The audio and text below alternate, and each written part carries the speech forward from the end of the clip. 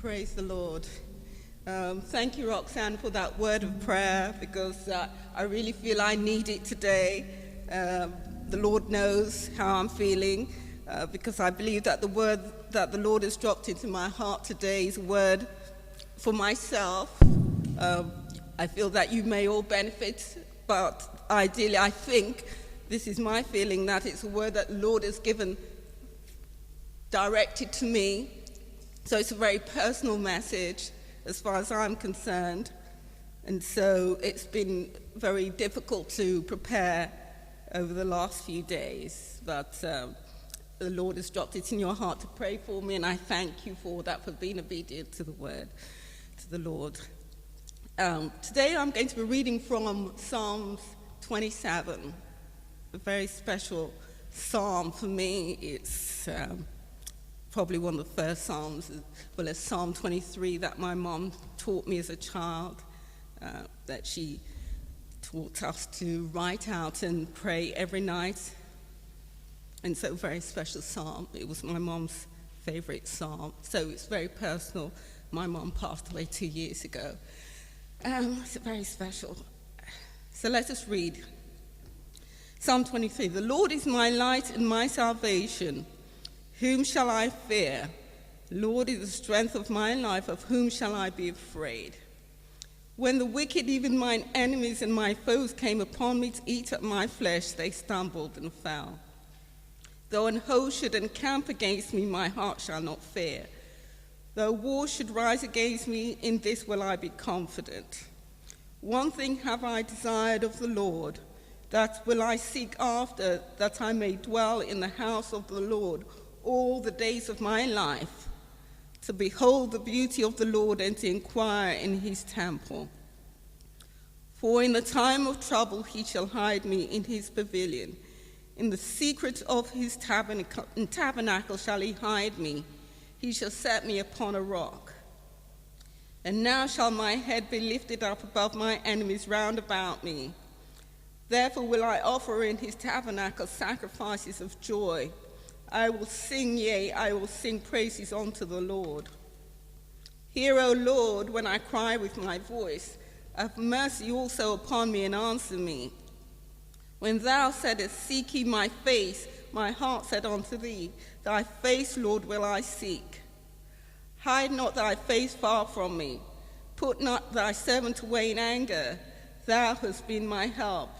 Leave me not, neither forsake me, O God of my salvation. When my father and my mother forsake me, then the Lord will take me up. Teach me thy way, O Lord, and lead me in a plain path because of mine enemies. Deliver me not over unto the will of my enemies, for false witnesses are risen up against me, and such as breathed out cruelty. I had fainted unless I had believed to see the goodness of the Lord in the land of the living. Wait on the Lord, be of good courage, and he shall strengthen thine heart. Wait, I say, on the Lord.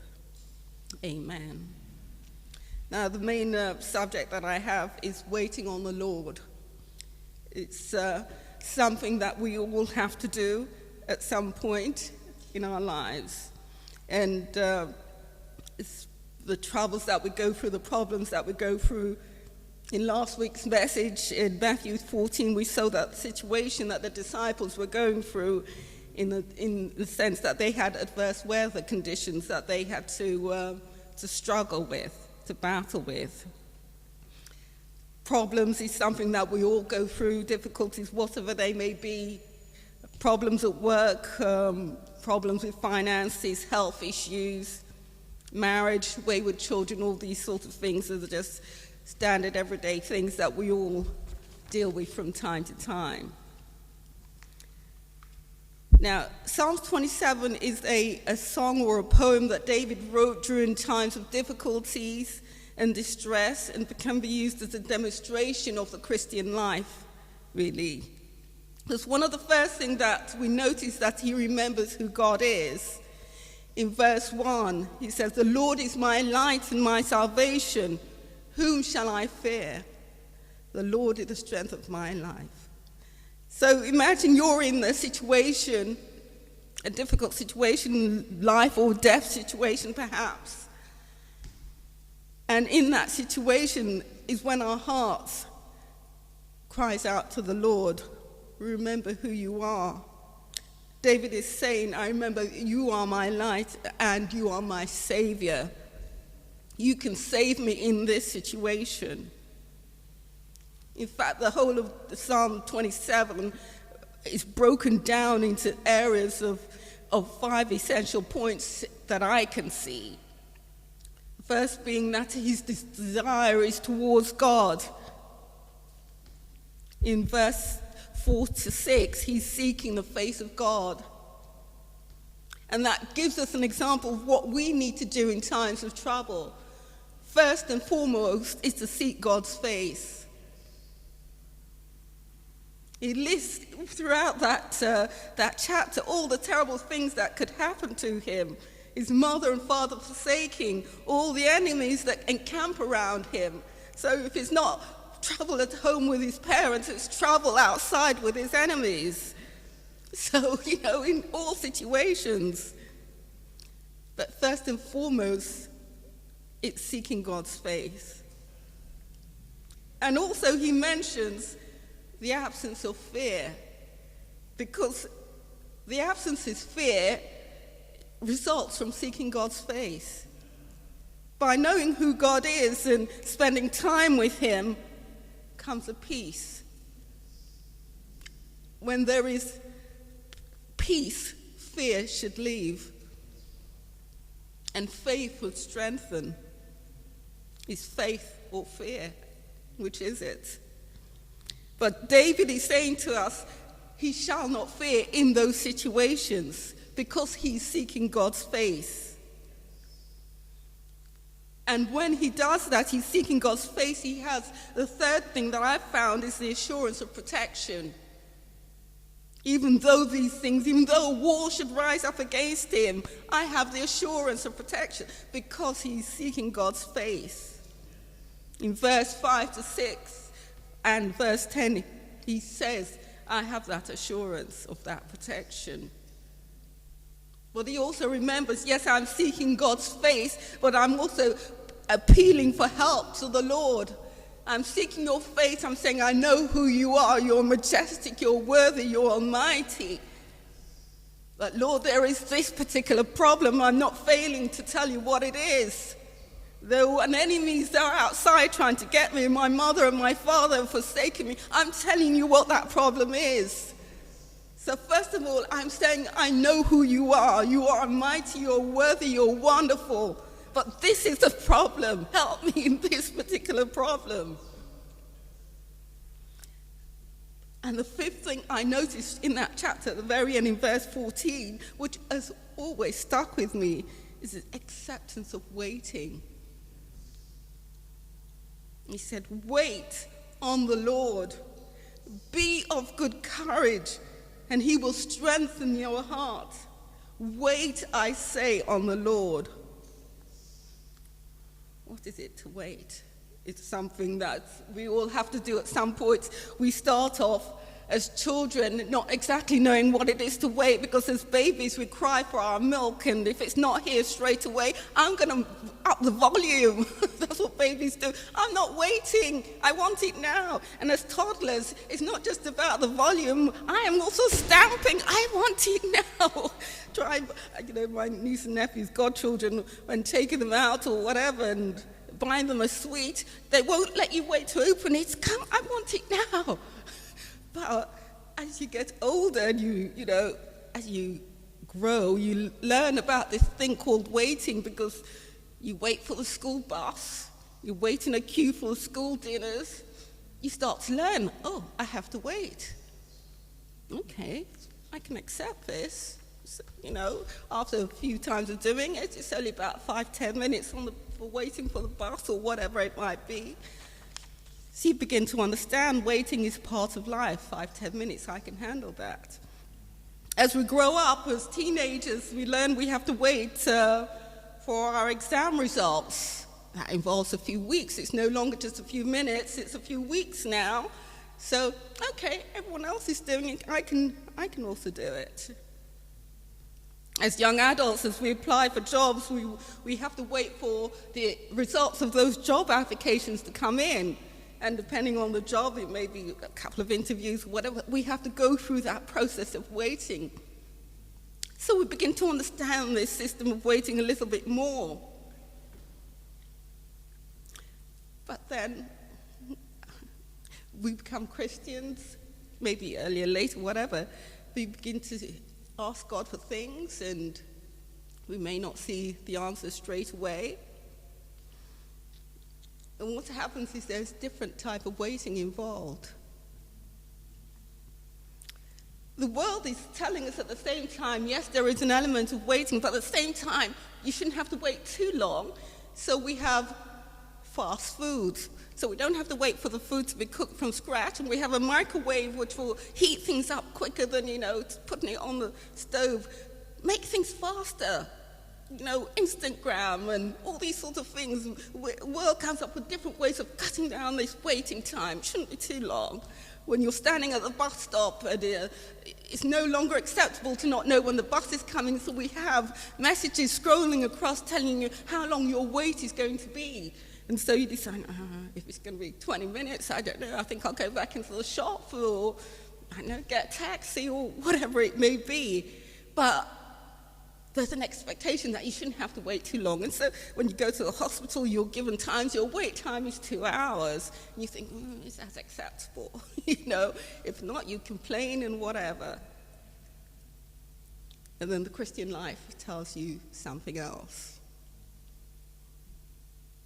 In the Christian life, as we see here in verse 14, it says, wait on the Lord, be of good courage. It doesn't say how long.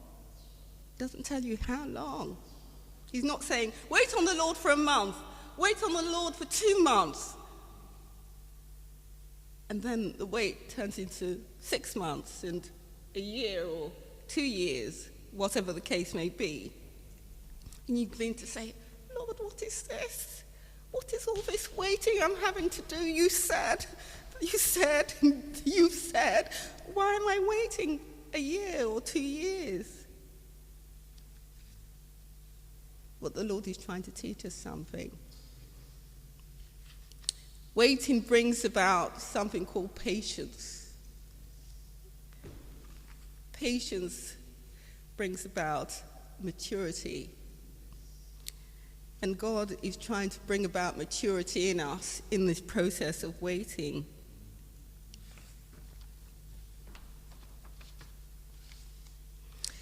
Patience empowers the believer to successfully resist thoughts of fear, doubt, and unbelief, making it possible for you to remain in faith while you're waiting on the promises of God to be fulfilled.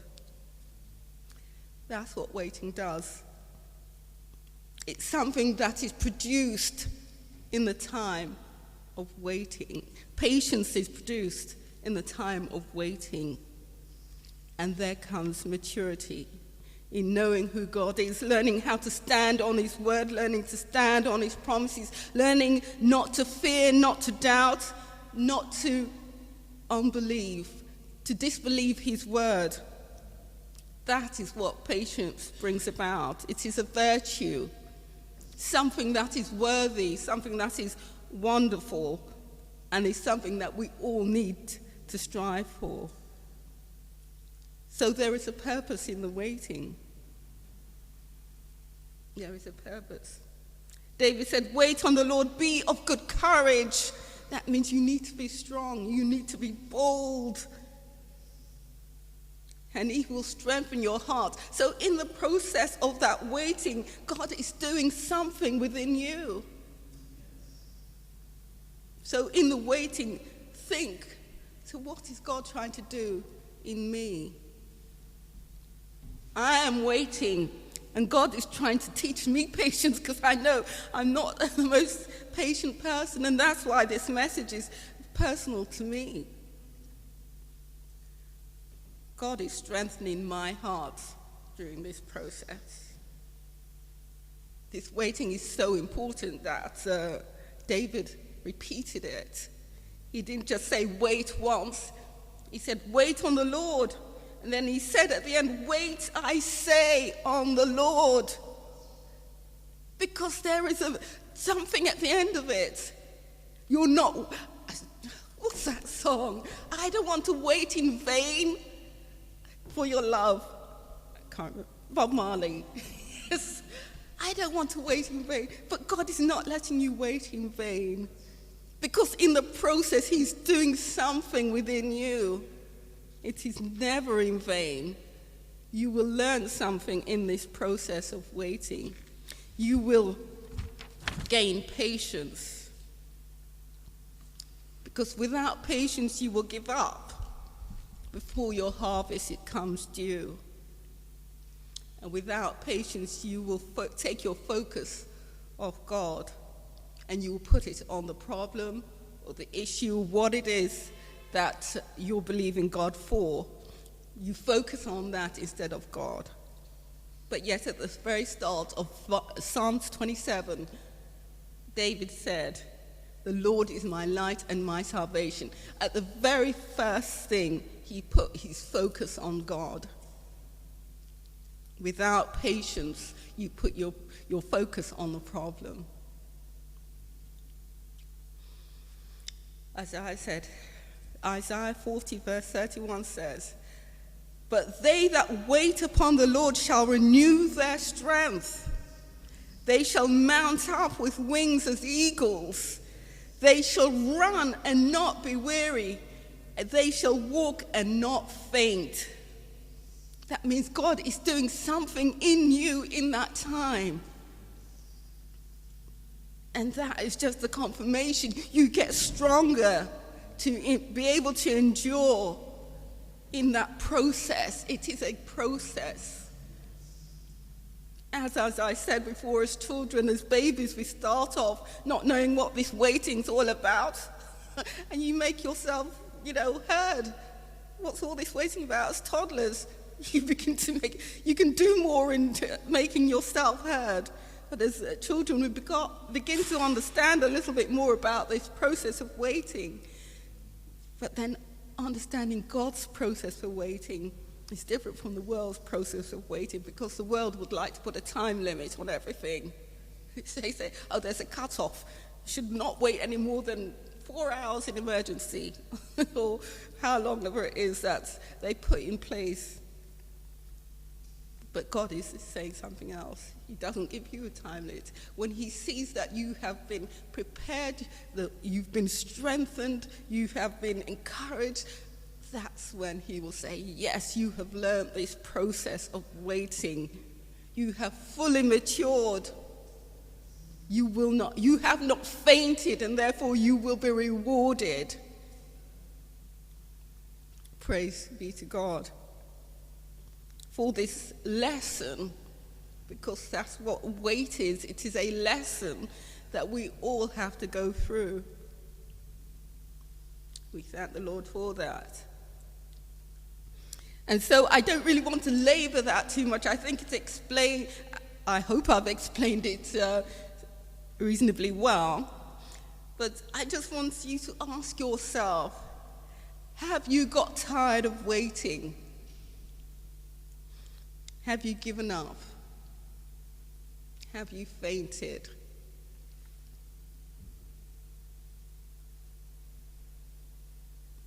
If not, then that is good, because you're still in the process of maturing, of God wanting to teach you something, to strengthen you, to encourage you. So meditate on that. This is a source of strength, and that is gained by being in his presence.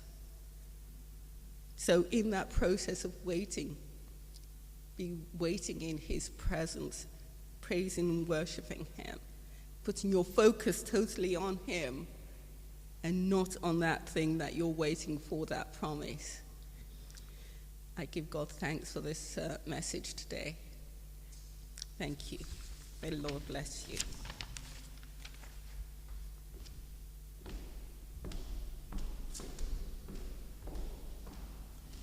I'm going to ask us to stand.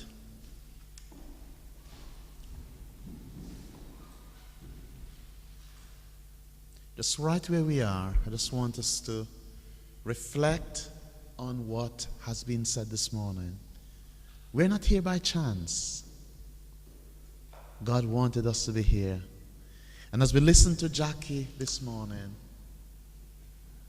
God gave her a word for us, a word for me, a word for me this morning. And I believe it's a word for each and every one of us this morning. Wait on God. How long, as Jacqui said this morning, how long have you been waiting? And I like what she said, so many things. In the process of waiting, God is doing something within our heart. And I like the emphasis that she put. I didn't even see that in the text before. When she goes back, she said, wait, I say, on the Lord. The repetition after telling us to wait in the first part. He goes on to say, wait, I say, on the Lord. Sometimes we run off and we miss what God has for us. Right where we are this morning, I want you to think about what you have been asking God for. I want you to ask yourself this morning, have I been waiting on God? Or do I get tired and say, I can't wait any longer? Are we allowing the process that God wants to build up within our hearts and our lives? Are we allowing that process to take place? Or are we saying, God, I can't wait any longer? I want to ask you right where you are, with your heads bowed and your eyes closed. I want you to spend a few moments just talking to God, to be honest with Him this morning, to be open to Him this morning, to say, Lord, I have not waited on you, Lord. Lord, I've had jittery feet. I've just run off. I did not wait on you, Lord. Asking you to forgive me. But here I come this morning, Lord. I bring myself to you.